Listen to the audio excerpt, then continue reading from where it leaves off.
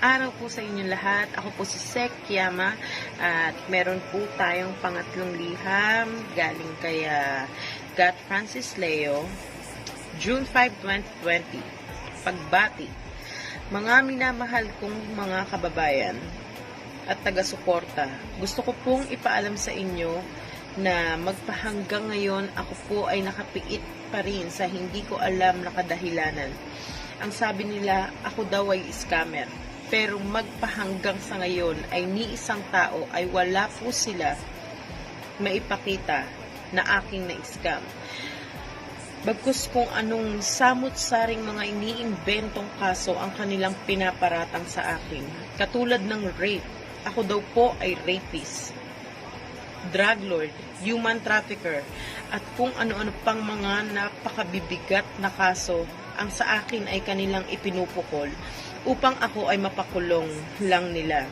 Ni hindi nila ako bigyan ng kahit konting pagkakataon na ipaglaban ko ang aking sarili sa isang patas at makatarungang laban sa isang hukuman.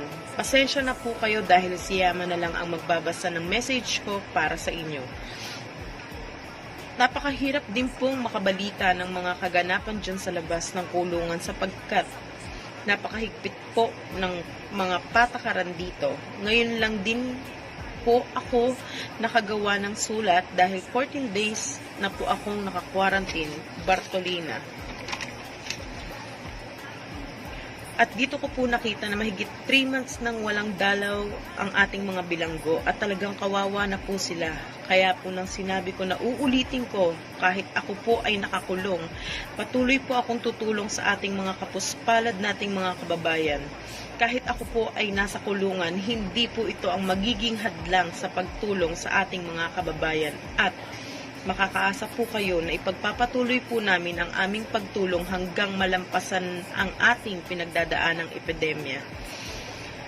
The only one thing for the evil to go triumph is for the good man to do nothing. Salamat sa aking team na bumuo nito at may pusong manilbihan sa masang Pilipino. Nestor Victory, Mary Ann Victory, Alvin, Dong Batalan, Brick, Jen, Beth, Yama, Pusang Gala, Mayaman Challenge will continue to help the Filipino people. Salamat po. Mga kapatid, maraming salamat po sa lahat ng mga sumusuporta, nagdadasal at nagmamahal kay Francis Leo Marcos. At sana po, kung sino man po ang may pakana ng panggigipit, kung sino man ang utak ng gumawa ng ganitong kahihiyan, pagyurak ng pagkatao ng aking amo na si Boss FLM. Sana makatulog ka ng mahimbing. Sana naging masaya ka. Dahil sa ilang linggo na nasa piitan ang aking boss, maraming tao ang hindi nabigyan ng tulong. Pero nagpapasalamat pa rin po kami dahil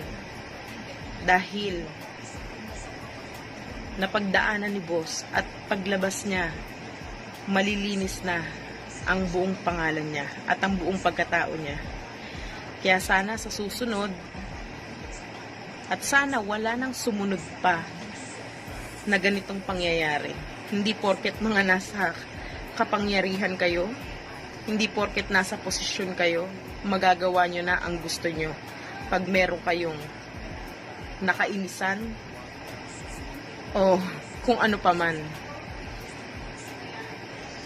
Sa lahat ng mga OFW, lalong-lalo na sa mga taga-Europa, lalong-lalo na sa mga taga-Japan, Singapore, Malaysia, Taiwan, Iraq, sa lahat ng OFW na nagpaparating ng mensahe, ng pagmamahal, ng pagdarasal kay Boss.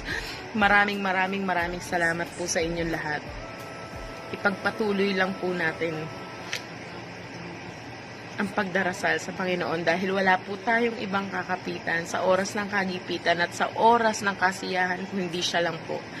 wala na pong iba. Maraming salamat po sa lahat ng tiwala na iginugol nyo, na ibinigay ninyo sa buong team FLM. Malalagpasan po natin to. Maraming salamat. Alam kong di ito